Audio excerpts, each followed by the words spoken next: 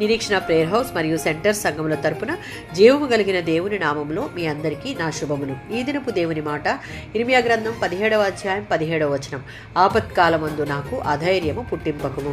ఇర్మియా గ్రంథం 17వ అధ్యాయం 14 నుంచి 18 వచనాలలో ఇర్మియా తాను ఎదుర్కొంటున్నటువంటి హింస వ్యతిరేకతల మధ్య నుండి తన ప్రవచన పరిచర్య కొనసాగించగలిగేలా దేవుని కృపకై వేడుకుంటున్నాడు.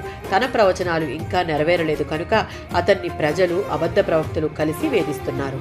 అతని ప్రవచనాలను ఎగతాళి చేస్తున్నారు. ఇన్ని బాధల్లో సైతం ఇర్మియా పరిచర్య నుండి తొలగిపోవడానికి నిరాకరించి దేవుని బలము సహాయం కోసం ఎదురు చూస్తున్నాడు.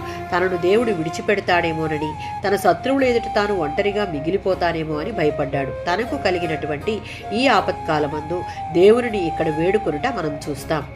ఇర్మియా గ్రంథం 16వ అధ్యాయం 19వ వచనం.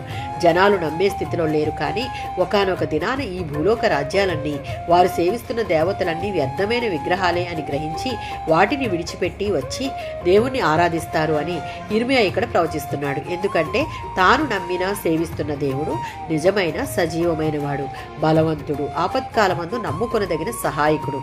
శత్రువు తరుగునప్పుడు అతని చుట్టూ దుర్గము వలె ఉండే దేవుడని ఇర్మియాకు తెలుసు. 59వ సంకీర్తన 16వ చరణం. ఇక్కడ దావీదును శత్రువులు కష్టాలు చుట్టుముట్టిన తానున్న పరిస్థితిలో దావీదు దేవునిని నమ్ముకొని ఆశ్రయంగా చేసుకుని దేవుని బలము గూర్చి ఆయన తన ఎడల చూపే కృపను గూర్చి స్తుతిస్తూ కీర్తిస్తున్నాడు.